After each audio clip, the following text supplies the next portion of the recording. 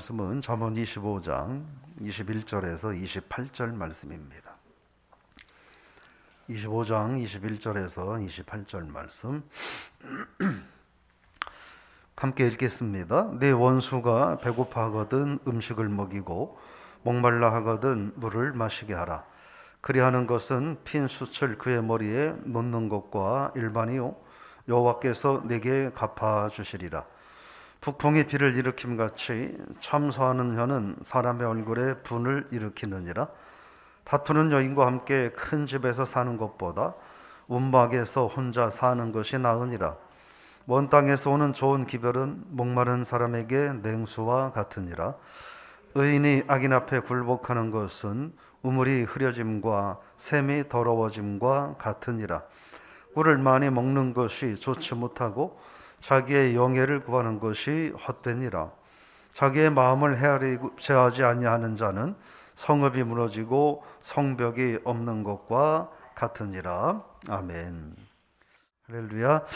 오늘 봉독한 말씀 가지고 가치 있는 인생이 뭔가, 이런 제목으로 말씀을 나눠보고자 합니다. 여러분 어떻게 생각하십니까? 지금 여러분들의 어제 하루의 여러분의 삶이 가치 있는 삶이었다고 생각하십니까? 아니면 뭐도 없고 뭐도 부족하고 그래서 별로 가치 없는 삶이었다 이렇게 생각하십니까? 저 여러분들이 어제 하루 하나님 은혜 안에서 믿음 안에서 살았다고 하는 것 그 자체가 가치 있는 인생이었다라고 하는 걸 기억하고, 오늘 하루도 하나님 앞에 의미 있고 가치 있는 그런 인생이 될 수 있기를 축복합니다. 오늘 21절에 보니까 원수가 배고파하거든 음식을 먹이고 목말라거든 물을 마시게 하라 하는 거예요. 이 말씀은 뭐냐면은 원수에 대해서 증오와 복수심을 가지지 말라라는 말씀인 거죠. 근데 이게 쉬운가 하는 거예요. 사실은 굉장히 어려운 일이죠. 그죠? 혹시 그냥 마음으로는 그냥 조금 그래 마음으로는 내가 뭐 용서해봐야지 하는 생각을 할 수 있을지 몰라요. 근데 배고파서 굶주리고 있을 때 먹을 걸 주고 목말라서 갈증을 느낄 때 시원한 물 한 그릇을 줄 수 있겠느냐 하는 거예요. 이게 쉬운 말은 아닌 것 같습니다. 아마 그래서 하나님께서는 콕 집어서 그런데 그렇게 하지 말아라 라고 말씀을 하시는 게 아닌가. 대표적인 얘기가 이 열왕기하 6장에 나오는 아람 군대가 이 도단성을 에워쌌을 때 엘리사가 어떻게 했습니까? 그들이 앞을 보지 못하고 방황하고 있을 때 사실은 절호의 기회잖아요. 우리를 해치겠다고 쳐들어온 적들이 앞을 보지 못해서 방황하고 있다면 이건 찬스인 거예요. 그들을 모조리 다 죽이고 이기고 그렇게 힘을 기를 수 있는 찬스인데 엘리사가 어떻게 했습니까? 그들의 손을 붙잡고 그들에게 물과 음식을 주고 그들을 고향으로 잘 돌려보냈다고 하는 거죠. 이게 왜 이렇게 해야 되느냐라고 하는 거예요. 하나님께 원수를 갚는 것은 하나님의 일이다라고 하는 거예요. 그러니까 분명히 이 말씀을 하는 게 이렇게 좋게 표현하고 있지만 이걸 좀 더 단호하게 얘기하면 원수 갚는 건 내 일이다. 너희가 내 일에 끼어들지 말라. 이 얘기를 하는 거예요, 사실은. 여러분, 그래서 이거는 하나님의 주권을 인정하지 않으면 불가능한 이야기들인 거예요.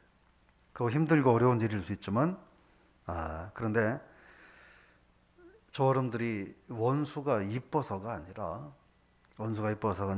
미운 건 미운 거죠. 근데 그냥 미워하지 말고 어쨌든 저 사람은 내 영역이 아니야. 하나님의 영역이야. 라고 다 하나님께 맡기라 하는 거예요. 그러면서 22절에 보면 그렇게 하는 것은 핀 숯을 그의 머리에 놓는 것과 마찬가지다. 그러면서 뭐라고요? 하나님께서 갚아주신다. 근데 누구한테 갚아주시냐? 너에게 갚아주시겠다. 이렇게 말해요. 이 핀 숯을 머리에 놓는다라고 하는 말은 그건 거예요. 지금 내가 어려운 상황에 처했어요. 근데 내가 저 양반한테 원수 짓을 했어. 내가 생각해도 좀 심하게 했어. 그래서 저 사람이 나를 원수로 생각해. 근데 내가 지금 마실 물이 없어서 갈증해서 죽어가고 있는데 저 사람이 물을 땅에다 붓지 않고 물을 나한테 갖고 와서 나를 살라고 나한테 시원한 물을 내게 갖다 준다는 거예요. 그러면 그렇게 되면 그 원수는 깨닫는다는 거예요. 나는 참 저 사람한테 못된 짓을 했는데 저 사람은 나를 외면해도 될 텐데 나한테 와서 그렇게 이 귀한 물을 줘서 나를 살게 하는구나 하면서 깨닫고 회개하게 된다는 거예요. 근데 만에 하나 그렇게 해도 깨닫고 회개하지 못하면 그건 하나님이 알아서 해결하시겠다는 거예요. 결국 악인이 자기의 대적에게 의외의 대접을 받으면 당황하게 되고 더 부끄러워하고 더 수치를 느끼게 된다. 사람이 그렇잖아요. 내가 저 사람한테 잘못했어. 저 사람이 나한테 기분이 나빠. 그래서 저 사람이 나한테 또 내가 한 것만큼 나한테 갖다 갚아. 그러면 아이고 내가 잘못했으니까 받아들여야지 하고 받아들이는 게 아니라 사람은 어디다가 나한테 그래 하면서 또 갑절 이상의 걸 또 저 사람한테 갚을 거란 말이에요. 근데 그렇게 하지 말라는 거예요. 그냥 내가 잘못했어도 나를 감싸주고 의외의 행동으로 나를 덮어주면 깨닫는다는 거예요. 그래서 내가 참 세상 헛살았구나. 내가 워낙 부족하고 워낙 성격이 안 좋구나. 내가 참 인성이 좀 약하구나 하는 걸 깨닫는다는 거예요. 근데 그거 못 깨달으면 냅두라는 거예요. 그건 내가 심판할 테니까. 여러분 하나님 앞에 맡기고 그저 쉬운 일은 아니지만 하나님 앞에 맡기고 오늘 하루 시원한 물 한 그릇을 줄 수 있는 그런 삶을 사시기를 제 이름으로 축복합니다. 23절 북풍이 비를 일으킴 같이 참사는 혀는 사람의 얼굴에 분을 일으키느니라. 북풍은 심한 말 우리나라가 해마다 태풍이 한 14개 안팎의 태풍들이 오죠. 중간에 오다가 효력이 상실해서 그냥 사라지는 태풍도 있고 우리나라에 심각한 피해를 끼치는 태풍도 있죠. 여기서 말하는 북풍은 그런 얘기인 거예요. 심한 바람과 비를 동반해서 엄청난 피해를 안겨주는 것이 북풍이라는 거예요. 그런 것처럼 이라는 거예요. 그런 것처럼 악인들의 행위는 사람에게 그만큼 분노하게 하고 그만큼 해를 입히는 행위를 악인들은 한다는 거예요. 그게 어떤 모습이냐? 모함하고 참소한다 하는 거예요. 그러니까 참소한다고 하는 건 비방한다 하는 거예요. 모략한다. 중상모략한다. 이런 거예요.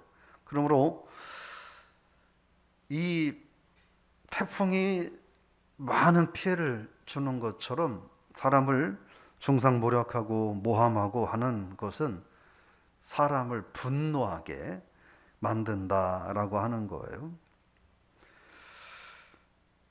그러니까 그런 삶을 살지 말라 하는 거예요. 상대방의 분노를 유발하지 않는 삶을 살아라 하는 말씀이죠. 그러면서 24절 이거는 여러 번 앞에서도 반복됐던 말씀이죠. 읽어보겠습니다. 다투는 여인과 함께 큰 집에서 사는 것보다 움막에서 혼자 사는 것이 나으니라. 이게 세 번째 나오는 이야기인데 처음에도 다투는 여인과 사는 것보다 큰 집에 사는 것보다 움막에 사는 게 낫다가 나오고 그 다음에는 어디에 사는 게 낫다고 나왔어요? 다투는 여인과 사는 것보다 광야에서 사는 게 차라리 낫다. 오늘 다시 똑같은 말씀을 반복하고 있습니다. 이때 이 말씀을 드릴 때 참된 평안과 행복은 어디에 있느냐 하는 거예요. 물질, 쾌락, 세상 명예, 권세에 있는 것이 아니라 참된 평안과 행복은 마음의 평안에 있다라고 하는 거예요. 오늘 저 여러분들이 마음이 평안함으로 물질은 좀 없어도 참된 평안을 누리며 살 수 있기를 축복합니다. 건강은 조금씩 시간이 흐를수록 약해져 가도 그러나 마음이 평안하여 복된 삶이 될 수 있기를 바랍니다. 25절, 먼 땅에서 오는 좋은 기별은 목마른 사람에게 냉수와 같다. 좋은 소식이 주는 기쁨을 말합니다. 마음을 기다려서 조마조마하고 좋은 소식을 기다렸는데 기다리던 좋은 소식이 온다면 너무나 기쁘고 힘이 난다는 거예요. 근데 조마조마하게 좋은 소식을 기다렸는데 나쁜 소식이 오면 절망될 수밖에 없다는 거예요. 마찬가지로 좋은 소식은 어떤 사람의 갈증을 해소하는 시원한 물과 같다는 거예요. 오늘 요한 1서 말씀을 통해서 보면 내 자녀들이 진리 안에서 산다 함을 듣는 것보다 기쁜 말이 없다라는 말 있잖아요. 저 여러분들이 세상에서 하나님 말씀과 믿음으로 살아서 하나님께 영광되고 하나님께 기쁨이 되는 삶이 될 수 있기를 축복합니다. 여러분이 여러분의 가정에 또 가족들에게 좋은 소식이 되고 기쁨이 되는 삶이 될 수 있기를 축복합니다. 여러분의 삶이 하나님의 교회에 좋은 소식이 되고 성도들에게 기쁜 소식이 되는 귀한 삶이 될 수 있기를 축복합니다. 26절 말씀 같이 읽어볼까요? 의인이 악인 앞에 굴복하는 것은 우물이 흐려짐과 샘이 더러워짐과 같으니라. 의인이 악인에게 머리를 숙일 경우에 나타날 수밖에 없는 비참한 모습들을 말을 하고 있습니다. 뭐냐 하는 거예요. 의인이 악인 앞에 굴복한다고 하는 것은 우물이 흐려진다는. 제가 어릴 때, 요즘은 다 수도가 발달했으니까 그런데 제가 어릴 때 1년에 한 2번 정도는 마을에 공동 우물이 있잖아요. 그러면은 제가 기억을 하는데 한 1년에 한두 번 정도는 그렇게 했던 것 같아요. 동네 사람들, 어른들이 다 모여가지고 물을 다 퍼냅니다. 바닥이 날 때까지 탁탁 긁어서 퍼내고 혹시나 우물에 있는 더러운 것들이 있으면 다 건져내고, 그래서 우물이 바닥이 보일 때까지, 그냥 물이 없을 때까지 다 퍼냅니다. 그렇게 하고 어떻게 해요? 한 하루 정도는 우물을 덮어놔요. 아무도 쓰지 말라고. 그래서 우물을 덮어놓으면 그동안에 물이 나오는 거예요. 깨끗한 물이 나와서 흙탕물 같은 거는 속에 가라앉게 되고 지저분한 거는 또 가라앉고 깨끗한 물이 있을 때 이제 그 다음부터 그 물을 퍼서 먹게 되는 거죠. 우물이 흐려진다라고 하는 건 더럽혀지거나 오염이 된다 하는 거예요. 우물이 더럽혀지고 오염이 되면 그 물은 먹을 수 없는 물이 되는 거죠. 먹을 수 없는 물은 더 이상의 가치는 없는 거예요. 그냥 우물인 거지 그 이상의 가치는 없다 하는 거예요. 오히려 우물이 더럽혀지고 오염이 되면 가치를 잃어버리는 것 정도가 아니라 그 물을 먹으면 사람이 죽을 수 있고 그 물을 먹으면 짐승이 죽을 수 있는 위협이 되는 거예요. 그래서 오늘 말씀은 그런 얘기인 거예요. 의인이 악인에게 굴복하는 것은 그냥 저 사람이 힘이 없어서 굴복했나 봐, 이 정도가 아니라는 거예요.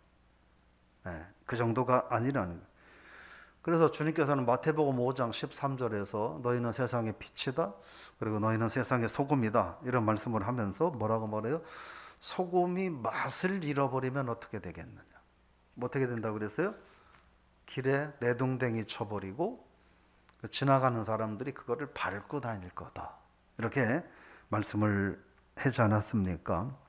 결국 뭐냐? 의인은 그러므로 하나님 앞에서, 세상 앞에서 거룩하고 당당하게 살아라 하는 거예요. 그냥 지금 구원받은 하나님의 자녀로서 더 이상 세상 것들에, 불의한 것들에 굴복하지 말고 살라는 거예요. 오늘 어제 저 여러분들이 살았던 것처럼 주님 영광 구하며 주님 기뻐하는 삶, 어떻게 하면 하나님 말씀을 내가 더 잘 지키며 살 수 있을까 고민하며 살라는 거예요. 더 많은 부자가 되지 못해도, 더 많은 권세자가 되지 않아도 상관없으니까 하나님의 자녀의 거룩한 가치를 잃어버리지 말고 살라는 거예요. 오늘 하루 저 여러분들이 그렇게 살아가는 복된 하루가 되기를 주 이름으로 축원합니다. 27절 읽어봅니다. 꿀을 많이 먹는 것이 좋지 못하고 자기 영예를 구하는 것이 헛되니라.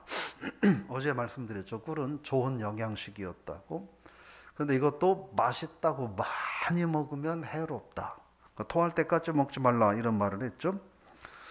세상에 명예 권세가 적절히 필요하다는 거예요. 근데 과하면 그게 해롭다는 거예요.